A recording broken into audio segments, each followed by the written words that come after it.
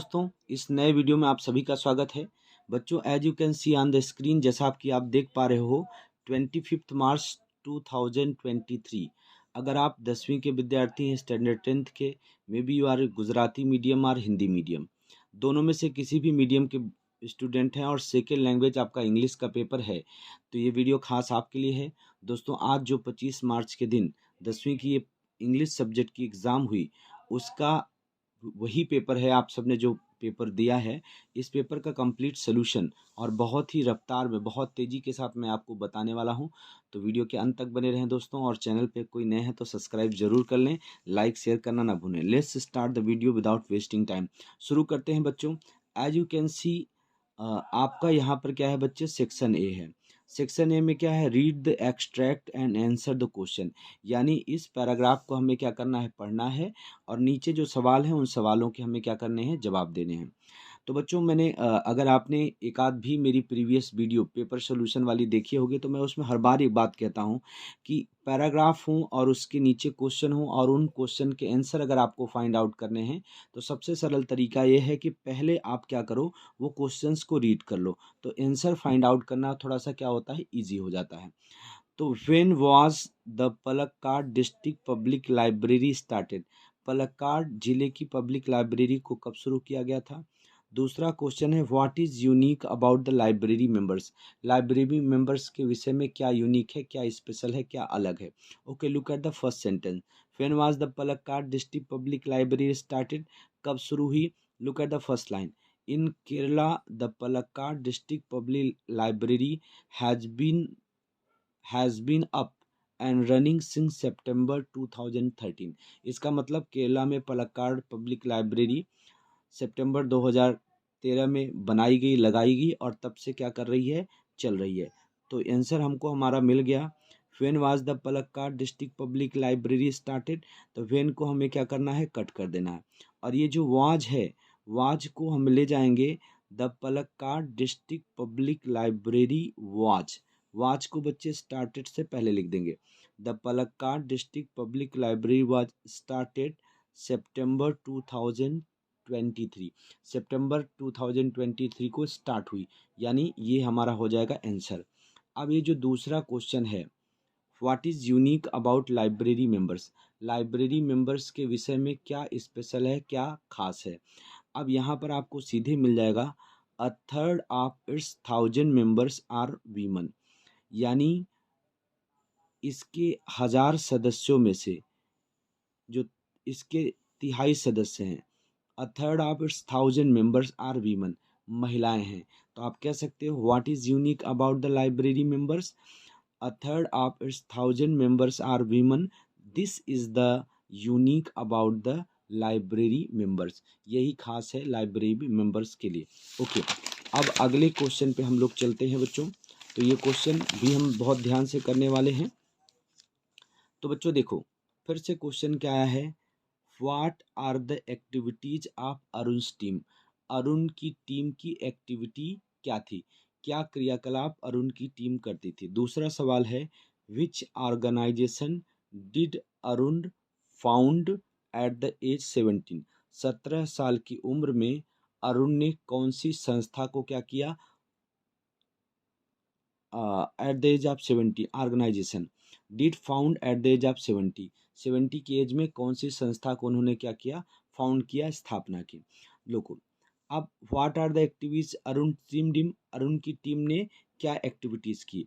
तो यहाँ पर आपको सीधे मिल जाएगा, Arun and his team of volunteers have cleaned the beaches and various water bodies in Chennai, Hyderabad, Delhi, Coimbatore and Pondicherry. और आगे आपको लिखना चाहिए, तो आप लिख सकते हो, the team cleans lakes, beaches and zoos, plants trees, educate people through street play. यानी क्वेश्चन क्या था, what are the activities of Arun team. Arun की टीम की एक्टिविटीज क्या है। तो आप कह सकते हो, the team cleans lakes, beaches and zoos, plant trees, educate people through the street play. तो अरुण की टीम की एक्टिविटी का सही आंसर हमको यहाँ मिल जाएगा। ऊपर वाली लाइन में भी वही बात है कि Arun and his team of volunteers have clean beaches various water bodies in Chennai, Hyderabad, Delhi, computer and Pondicherry. लेकिन जो राइट आंसर हमें क्या लिखना है, what are the activities of Arun की टीम। अरुण टीम की एक्टिविटीज़ क्या है, तो अरुण की टीम क्या करती है, the team cleans lakes, beaches and zoos, plants trees and educate people through the street play. मतलब टीम क्या करती है, झीलों को साफ करती है, समुद्री किनारों को साफ करती है, चिड़ियाघरों को साफ करती है, प्लांट्स ट्रीज पेड़ों पौधों को लगाती है, और educate people through the street play यानी जो गलियों में नाटक दिखा करके उनको क्या करती है, एजुकेट करती है, शिक्षित करती है। सवाल क्या है, what are the activities of Arun team. Arun की टीम की जो एक्टिविटी है वो क्या है। तो इस तरह से हमने बता दिया कि ये आंसर हो जाएगा यहाँ से, the team cleans lake, beaches, zoos and plants the trees, educate people through street plays. अगर बाय द वे आपने ये Arun and his team of volunteers लिख दिया तो ये भी लगभग सही ही है। क्यों सही है, क्योंकि वही सारी बातें इसमें भी हैं, बस बशर्ते यहाँ पर स्ट्रीट प्लेस ऐड नहीं है। ठीक है बच्चों, तो इस तरह से ये सवाल हमने क्या किया, कर लिया। नाउ अब है, which organisation did Arun found at the age of 70। 17 साल की उम्र में अरुण ने कौन सी संस्था की स्थापना की। तो इसका आंसर आप सीधे यहाँ पर आप देख पा रहे हो, क्या लिखा है, he founded the NGO Environmentalist Foundation of India EFI at the age of 17। करना क्या है, आपको कुछ ज़्यादा करने की ज़रूरत नहीं है। आप जो लिखा है which organisation did Arun found at the age of 70, तो यहाँ पर आपको क्या करना है, विच ऑर्गेनाइजेशन डिड तक कट करिए, अरुण फाउंडेड यहाँ ED जोड़ दीजिए, अरुण फाउंडेड क्या, the NGO environmentalist foundation of India at the age of 17। इस लाइन को ऐड कर दीजिए। इस तरह से आपका आंसर क्या हो गया, बन गया, फ्रेम होगा। आई होप कि आपको बातें अच्छे से समझ में आ रही हैं। फिर अगले हम पैराग्राफ पे चलते हैं। अगला पैराग्राफ है कि however the Chinese are generally considered the pioneers of pyrotechnic. Question पे चलते हैं। Why did Roger Bacon write about black powder in the code language. अब उन्होंने कोड लैंग्वेज में क्यों लिखा। अब ये लाइन जो आप अगर पढ़ो कि Roger Bacon reveal the formula for black powder, और उसके बाद ये जो लाइन लिखी है, he considered it's such a dangerous substance that he wrote in a code language. यही आपका राइट आंसर है इसका। He considered it's such a dangerous substance that he wrote of it in code language, क्योंकि यही था कि why did Roger Bacon write about black powder in code language. थोड़ा सा आप इसमें चेंज कर सकते हो कि Roger Bacon wrote about black powder in code language because, यहाँ से आप यहाँ पर क्या जोड़ देते आप, because he considered it such a dangerous substance that he wrote of it in code language. ऐसा भी लिख सकते हो, एज इट इज लाइन भी लिख दिया तो नॉट रॉन्ग। ही की जगह अगर आप रॉबर्ट बेकान लिख देते तो सही है, Roger Bacon considered the black powder such a dangerous substance that he wrote up it in a code language। Clear, okay. अगला क्वेश्चन जो बच्चों हैं ध्यान से देखें और सुने और समझें। क्वेश्चन क्या है, who are considered to the pioneers of pyrotechnic. तो पहली लाइन है, Chinese are generally considered the pioneers of pyrotechnic. अगर आपको नहीं आ रहा है, आपने एज इट इज ये लाइन लिख दिया है तो भी आपको फुल मार्क मिलेगा, और आ रहा है तो हु कट करिए, हु के प्लेस पे सिर्फ आपको क्या लिख देना है, Chinese. Chinese are considered to be pioneers of pyrotechnic. अब क्वेश्चन मार्क हट के क्या हो जाएगा, फुल स्टॉप हो जाएगा। ठीक है बच्चों, चलो अगले क्वेश्चन पे चलते हैं। Shukracharya restored to life, complete the sentence meaningfully. इसे हमें सेंटेंस को कंप्लीट करना है। तो यहाँ पर लाइन जो आपको दिख रही है, he restored to life of many asuras who were killed in the battles against the. उन्होंने क्या किया कि बहुत से असुरों का जीवन बचाया जो देवताओं के खिलाफ युद्ध में क्या किए गए थे, मारे गए थे। तो ही शब्द काट दीजिए, शुक्राचार्य रेस्टोरेट टू लाइफ यहाँ से, many asuras who were killed in the battles against Dev, यहाँ तक आप लिख दियोगे तो कंप्लीट द सेंटेंस आपका हो गया। फिर was Shukracharya a great saint and teacher why, क्या शुक्राचार्य एक महान संत और टीचर थे, क्यों? तो यहाँ पर आपको मिल जाएगा, देखो ये लाइन जो है, they had on their side a great saint and a teacher Shukracharya who knew the mantra और magic formula for bringing dead people back to life, यानी उनके साइड में एक महान संत और टीचर थे, वो मंत्र जानते थे, जादुई सूत्र जानते थे, मुर्दों को जिंदा करने वाला या मृत लोगों को जीवित करने, पुनः जीवित करने का उनको क्या पता था, सूत्र पता था, मैजिक पता था। सवाल है, was Shukracharya a great saint and a teacher, क्या थे? तो आपको क्या लिख देना है, yes, Shukracharya was a great saint and a teacher. Why cut करो, यहाँ पे आपको क्या लिख देना है, बिकॉज, क्या लिख देना है, बिकॉज, और उसके बाद यहाँ से जोड़ देना है बिकॉज, हु के प्लेस पे आप क्या लिख सकते हो, ही, यानी ये जो लाइन अगर आप नहीं बना सकते हो तो ये भी लाइन लिखा होगा तो भी आपको मान नंबर मिलेगा। They had on their side a great saint and teacher Shukracharya who knew the Mantra or magic formula for bringing dead people back to life. अगर आपने ऐसा भी लिखा है तो भी आपको नंबर मिलेगा। अगर आपने थोड़ा सा अच्छा से बनाना कि yes comma Shukracharya was a great saint and a teacher because he restored, because, अच्छा यहाँ से जोड़ना है, because he knew the Mantra or magic formula for bringing dead people back to life, मृत लोगों को जिंदा करने का सूत्र फार्मूला उनको आता था, इसलिए वो क्या थे बच्चों, वो महान संत थे। ओके, फिर से आ गया बच्चों नया stanza, paragraph, sorry. Where was women's name written, महिला का नाम कहाँ लिखा था? तो पहली line, her name was inside the cover of the book holies manual, उसका नाम बुक के कवर में था, बुक के कवर के अंदर साइड में होलीज मेनल। आपको करना क्या है, where was the women's name written, तो आप बनाना चाहते हो तो इस तरह से लिख सकते हो, द वीमन्स नेम, वाच को यहाँ पे लाओगे, वेयर कट कर दो, द वीमन्स नेम वाज रिटन यहाँ से inside the cover of the book, answer आपको इतना ही लिखना है और आपने एज इट इज पूरा लिख दिया तो भी आपको मार्क्स मिलेगा। How did Blandford find her address, Blandford को उसका पता कैसे मिला? तो यहाँ पर है he had found her address in New York telephone directory, कहाँ से निकाल लिया उन्होंने, न्यूयॉर्क की टेलीफोन डायरेक्टरी ने।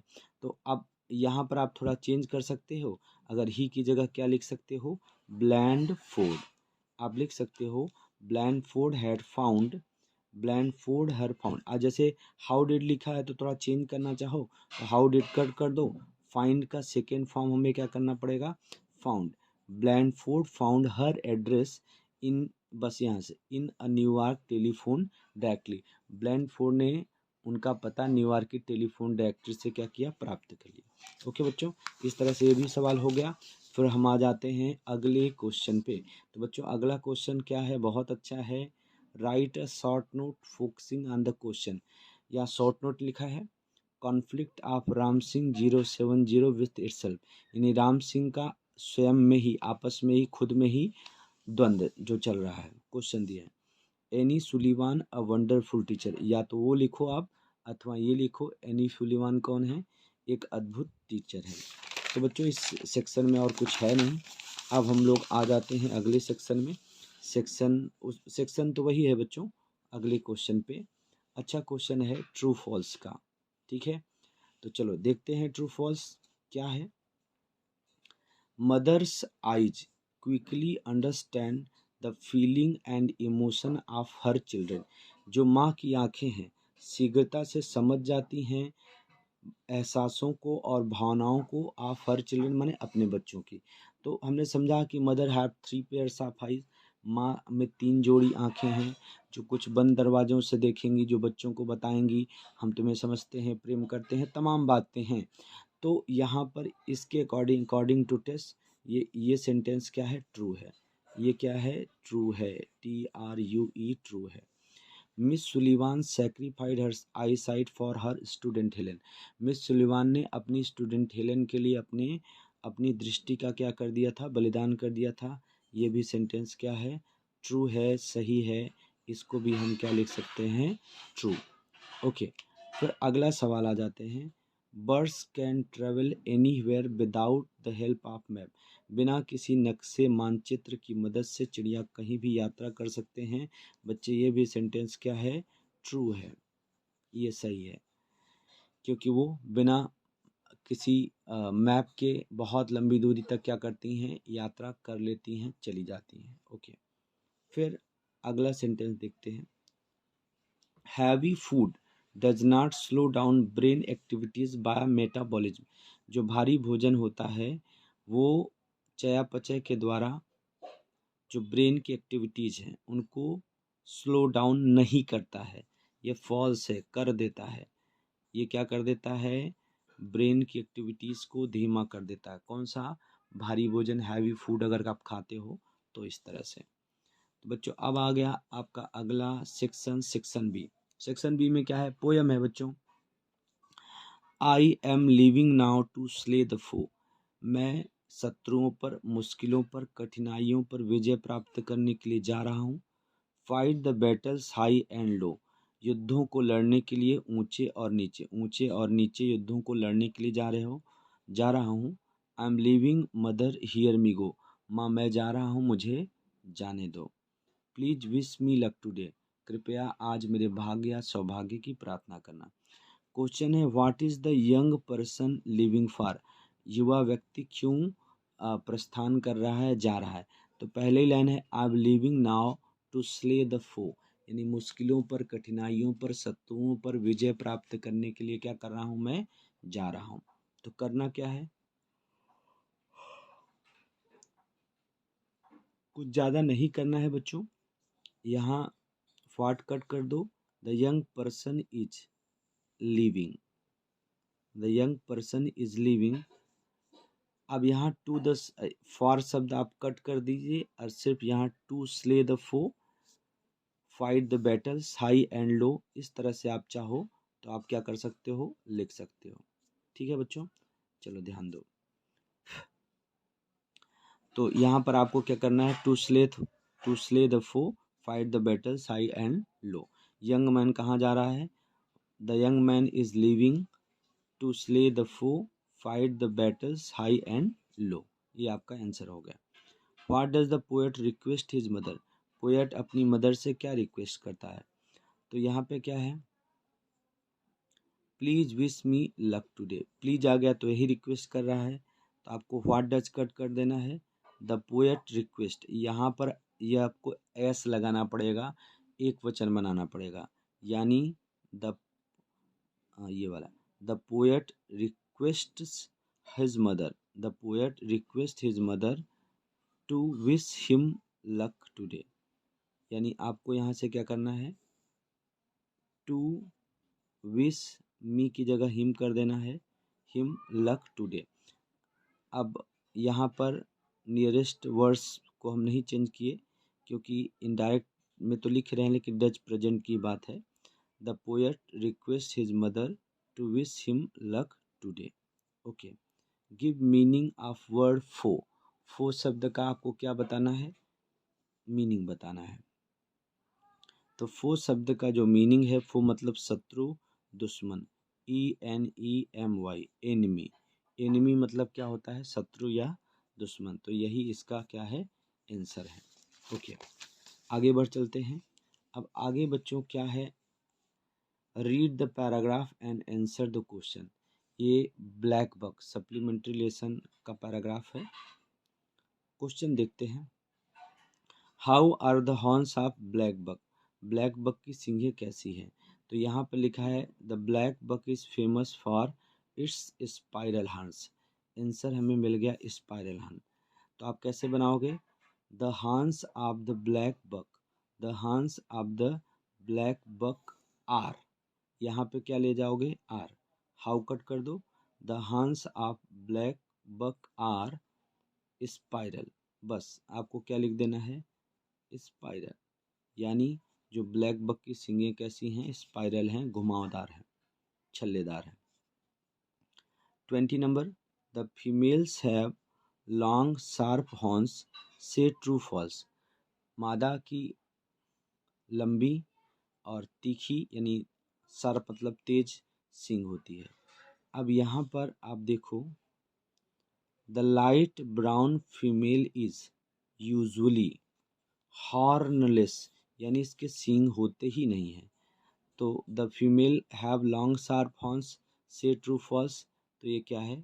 फॉल्स है। ठीक, ये सेंटेंस क्या है? फॉल्स है, ट्रू नहीं है। व्हाट इज स्पेशल और distinct about the horns of black buck? Black buck के हॉर्न में, सींग में क्या अलग या क्या कह सकते हो डिस्टिंक्ट है, स्पेशल है, खास है? ये लाइन देखो, the distinctive horns of the black buck are ring with 1 to 4 spiral turn. यहाँ से यहाँ तक लिख दोगे, आपका आंसर हो जाएगा।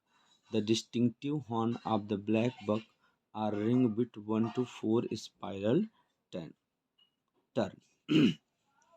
इस तरह से ये सेंटेंस हो जाएगा।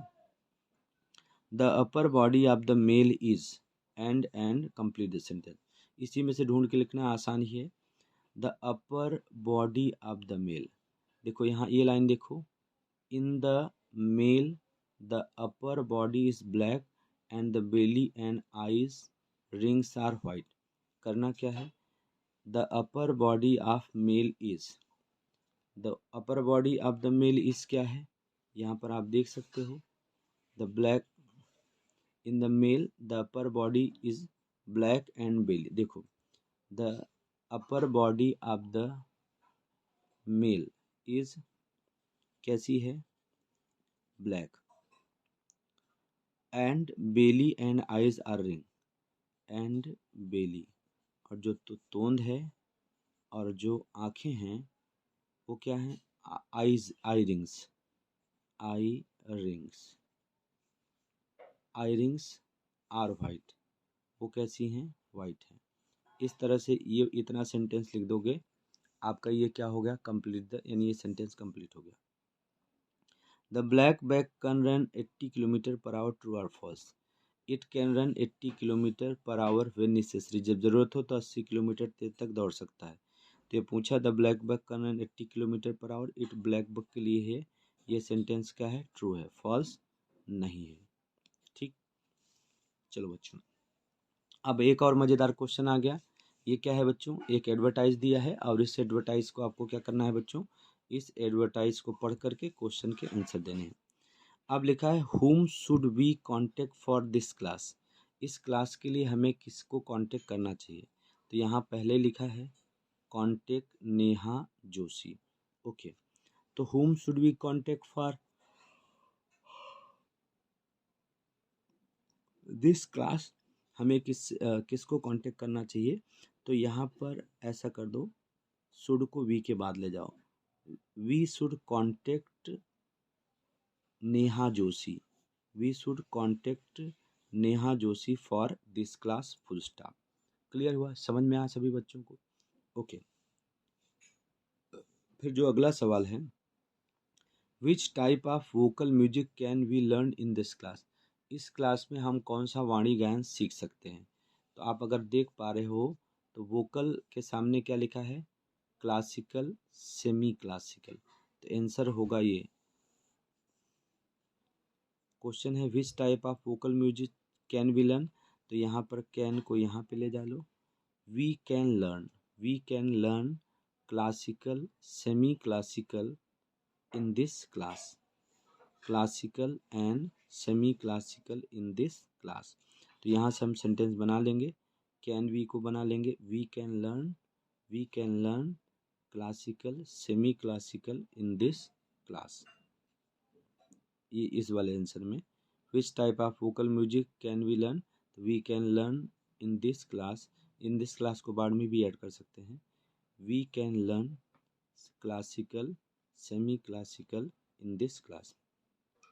आई can learn Indian dance from its in this class, इस क्लास में कौन सा भारतीय डांस मैं क्या कर सकता हूँ? सीख सकता हूँ। तो कौन सा सीख सकते हो? भारतीय कथक, कथक क्या है? डांस कथक और वेस्टर्न तो कथक, तो यहाँ पे आई कैन लर्न क्या होगा? Kathak, KATHA Kathak. I can learn Kathak Indian dance from in this class. Fill in the blanks, खाली जगह भरनी है, भर दिया हमने। वेयर इज कला केंद्र सिचुएटेड, कला केंद्र कहाँ है? ये B101 श्री राम अपार्टमेंट, राम मंदिर रोड, पालनपुर।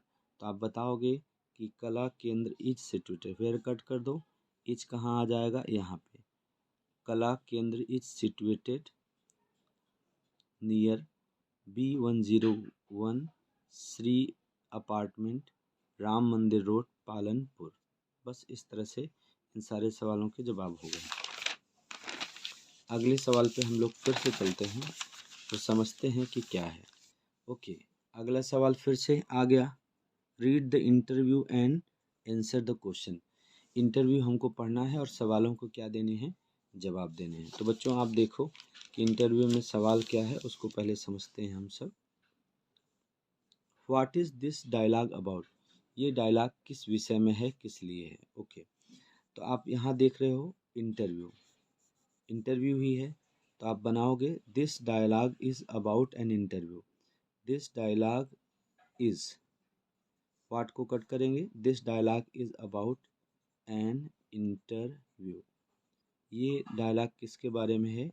एक इंटरव्यू के बारे में है, साक्षात्कार के बारे में है।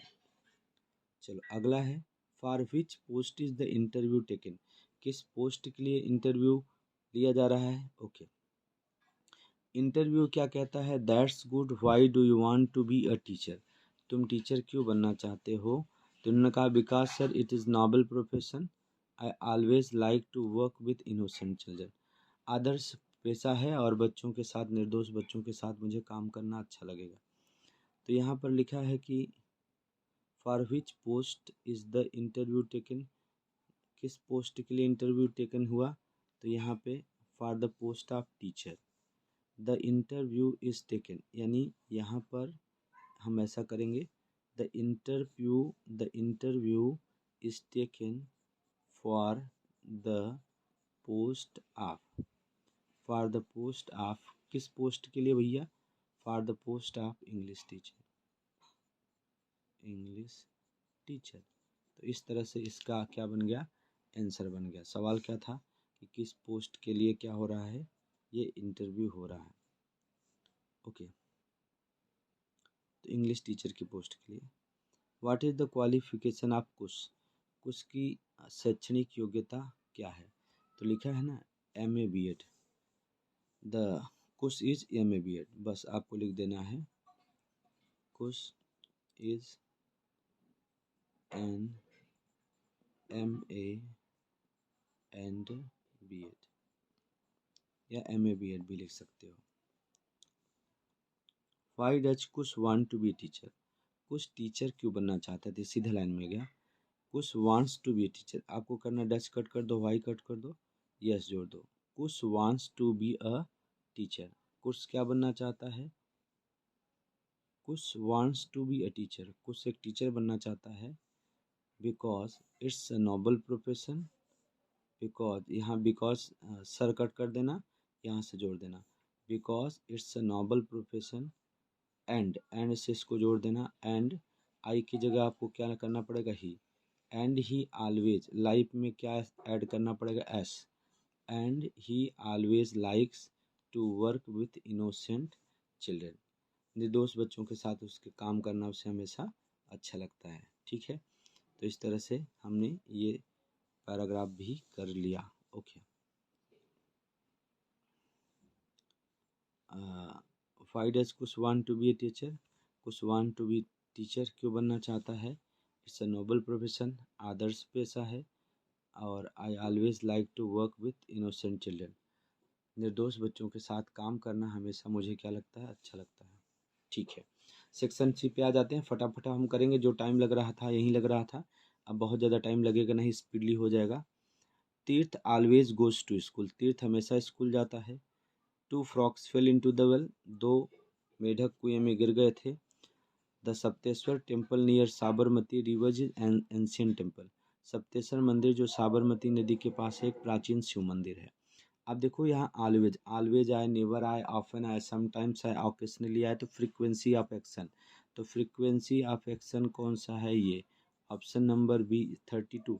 अभी अगर आप आंसर लिखोगे तो आंसर में आप लिखोगे 32 का जो नंबर सही होगा, फिर 33 का जो नंबर सही होगा वो लिखोगे, उसके बाद हम क्या लिखेंगे, 34 का जो सही होगा आप वो क्या करोगे, लिख दोगे। तो बच्चों यहाँ पर हम पहले देखते हैं 32 का, तीर्थ always, frequency of action, describing frequency of action, right. तो 32 का कौन सा सही है बच्चे, बी। 33 पे आ जाओ। Two frogs fell into the well, दो मेढक कुएं में गिर गए थे। The frequency describing location describing past event, ये कौन सा इवेंट था, पास्ट इवेंट, बीती घटना है कि दो कुएं में मेढक गिर गए।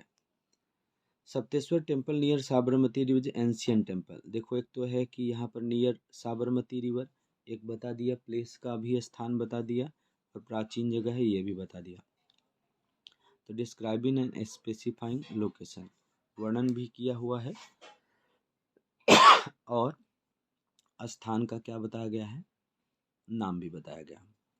Sapteshwar temple near Sabarmati river in ancient temple, तो ये 34 का नंबर कौन सा हो गया, ए।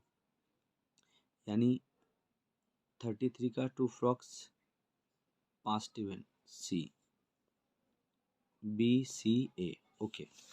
चलो आगे चलते हैं बच्चों, फटाफट करते हैं, हम लोग करीब ही आ रहे हैं। हिरवा और सर्व के बीच में बात हो रही है। हिरवा सर्व से कहता है when will you celebrate victory, जीत कब मनाओगे, specifying time. When should we celebrate it, हमें कब मनाना चाहिए, ये सवाल ही पूछ रहे हैं। तो यस थैंक यू, इसमें कोई जवाब नहीं है। We will celebrate in the evening, शाम के समय मनाएंगे। We will celebrate at home, हम घर पे मनाएंगे। तो ये नहीं होगा, क्यों नहीं होगा, क्योंकि ये होम से किसका जिक्र हो जा रहा है, प्लेस का।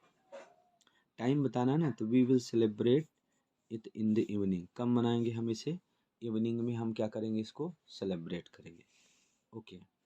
अब यहाँ पर हीर और शॉपकीपर के बीच में बात हो रही, exchanging pleasantries, exchanging pleasantries, okay. Shopkeeper ने कहा yes what can I do for you, हाँ मैं आपके लिए क्या कर सकता हूँ। तो पहला है थैंक यू वेरी मच, ये तो नहीं होगा। Excuse me can you help me please, क्षमा कीजिए क्या आप मेरी मदद कर सकते हैं, ये सही लग रहा है। और भी देख लेते हैं। विल यू हेल्प मी, क्या तुम मदद करोगे, आई एम सॉरी, मुझे खेद है। तो यही वाला सही है। क्यों क्यों सही है, विल यू हेल्प मी, क्या तुम मेरी मदद करोगे, ये सही इसलिए है क्योंकि इसमें देखो क्वेश्चन क्या है, what can I do for you, मैं तुम्हारे लिए क्या कर सकता हूँ। तो कैन से क्वेश्चन पूछोगे तो आंसर भी किससे बनेगा, कैन से बनेगा, इसके हिसाब से ये सही है। विल यू हेल्प मी भी नहीं सही है, और एक्सक्यूज मी आ गया तो प्लीजेंट्रीज वगैरह समझो अर्थ आ ही गया है। फिर अगला क्वेश्चन है, चार्मी और यश के बीच में बात हो रही, वेयर आर यू सिटिंग, तुम कहाँ बैठे हो। दिस स्पेसिफाइंग लोकेशन, स्थान बताना है। पार्डन प्लीज, क्षमा कर दें। I don't know the place, मुझे जगह पता नहीं है। My teacher told me should there, मेरी टीचर ने मुझे यहाँ बैठने के लिए कहा है। ऑप्शन नंबर सी क्या है, I am sitting near a man with a long beard, एक लंबी दाढ़ी वाले व्यक्ति के साथ मैं क्या हुआ हूँ, बैठा हुआ हूँ। तो लोकेशन बता दिया, जैसे कहाँ हो तुम।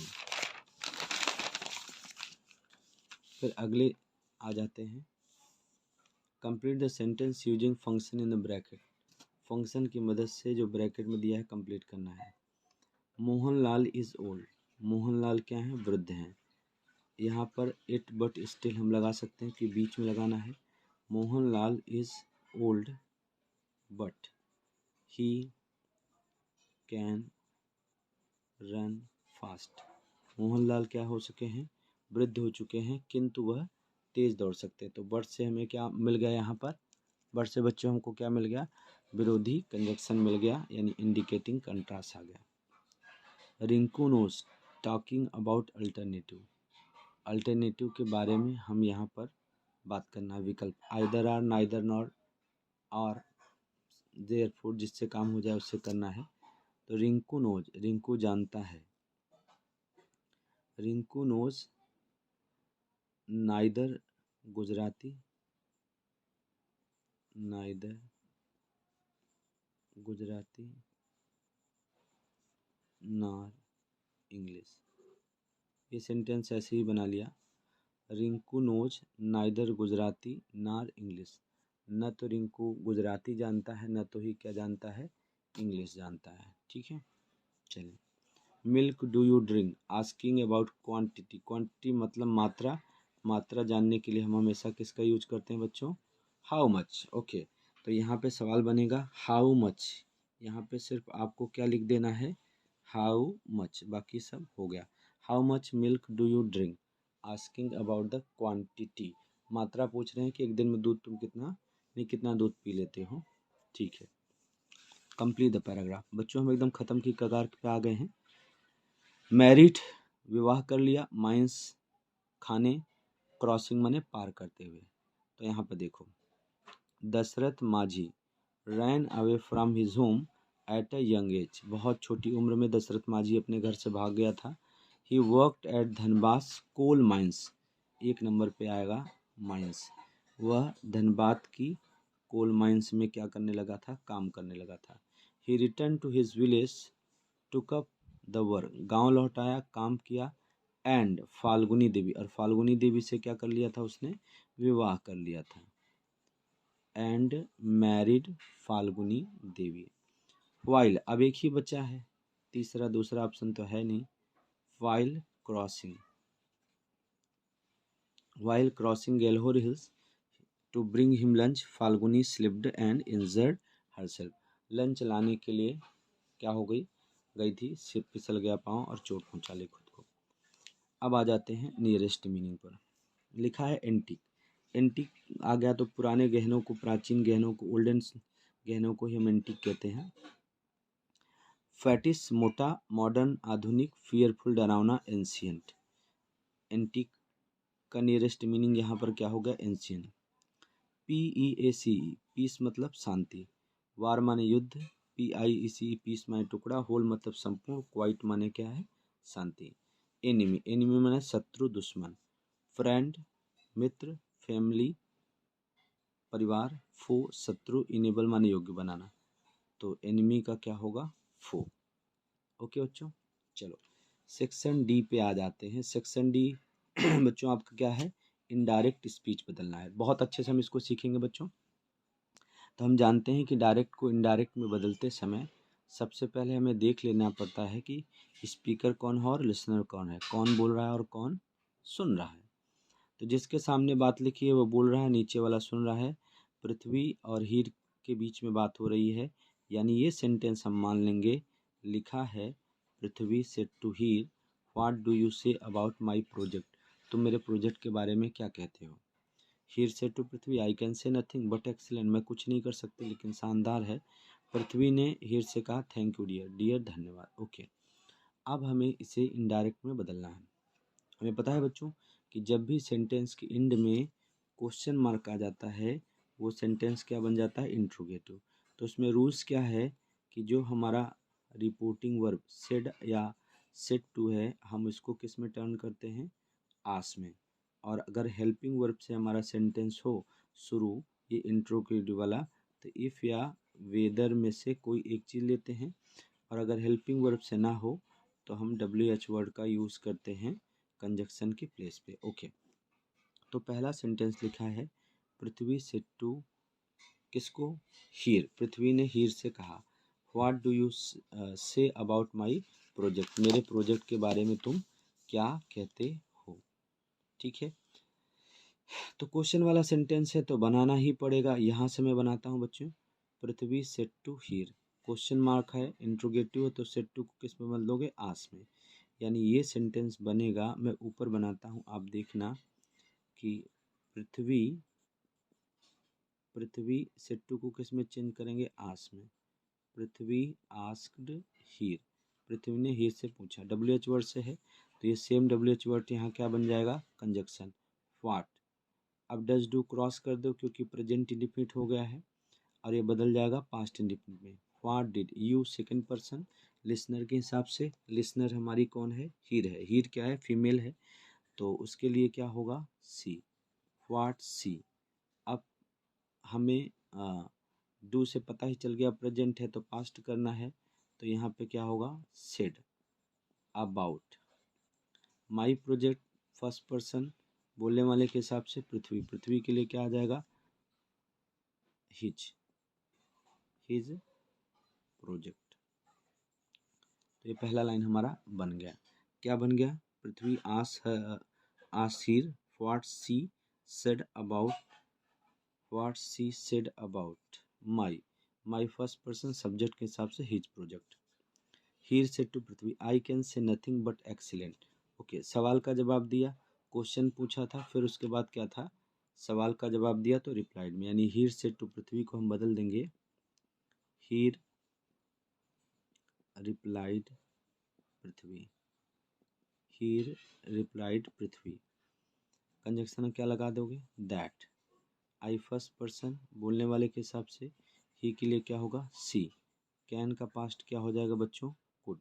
सी कुड, बाकी she could say nothing, she could say nothing but excellent.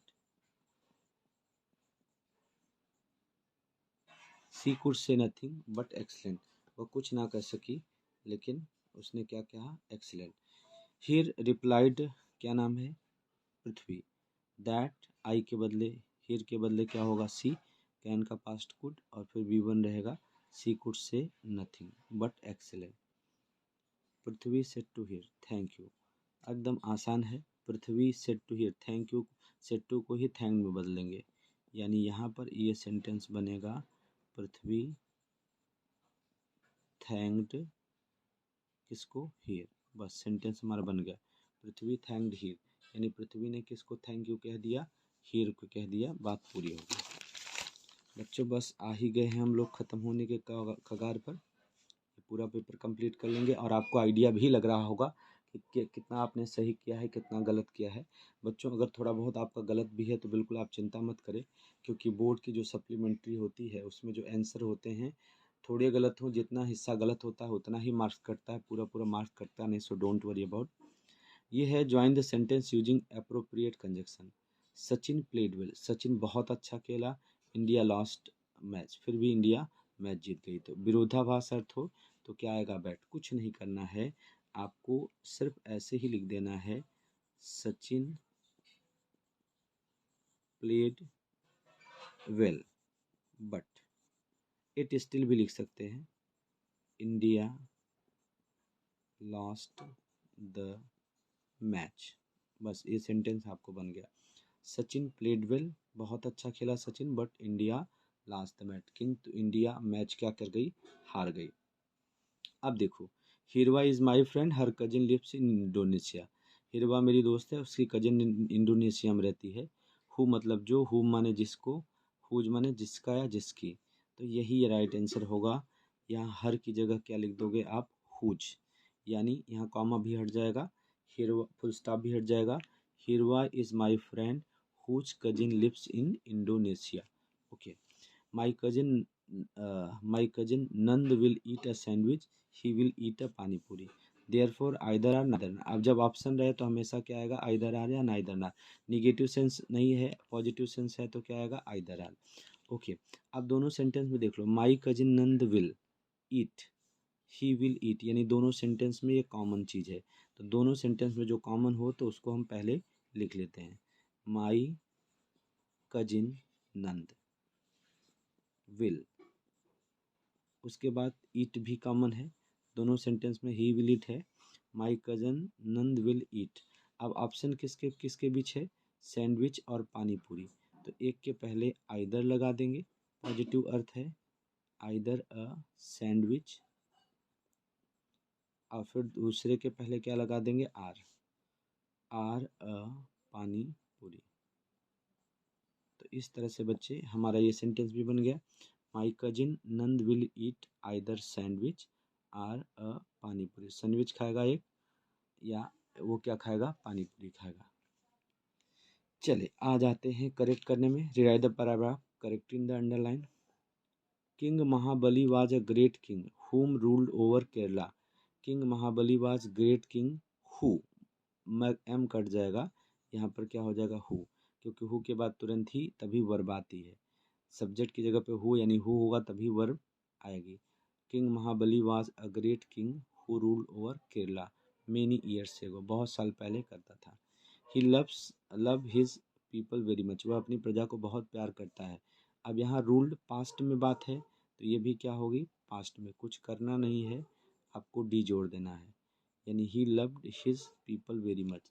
People loved him as many as नहीं होगा, as much as they loved God, लोग उसको इतना प्रेम करने लगे जितना कि वो भगवान को करते थे। ओके, आ गया बच्चों हम लोग डू एज डायरेक्टेड पे, खत्म होने के कगार पे। कहोगे यार बार बार खत्म होने के कगार पे बोल रहे हो, खत्म नहीं हो रहा है, रियली खत्म ही होने वाला है। Yes exchange his TV, yes ने अपनी टीवी बदल ली।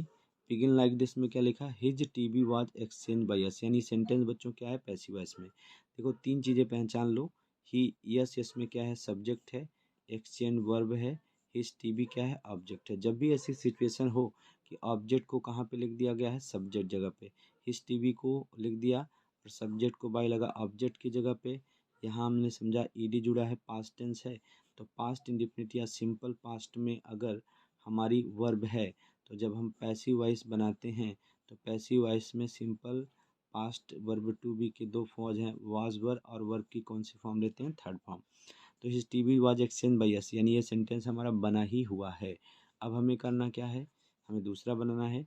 ही रिटर्न द डैमेज टीवी, उसने खराब टीवी लौटा दिया। ही सब्जेक्ट है, रिटर्न वर्ब है, द डैमेज टीवी क्या है, ऑब्जेक्ट है।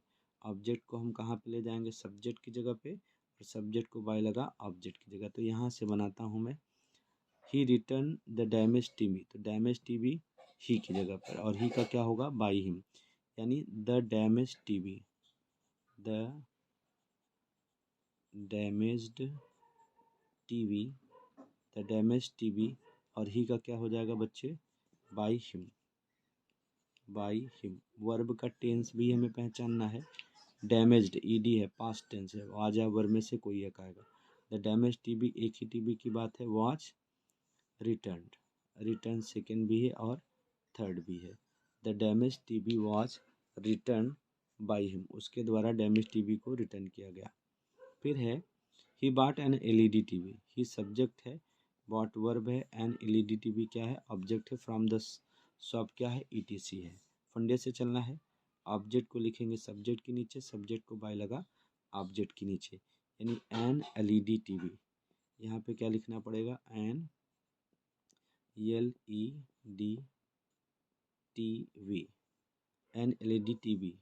बॉट है ना, तो वाज वर्ब में से हमें क्या लेना पड़ेगा, watch, an LED TV was bought, by का थर्ड फॉर्म क्या होगा, बॉट, लिखा ही है पहले। An L E D TV was bought from the shop, from the shop, अब by plus subject, by he का क्या हो जाएगा, हिम।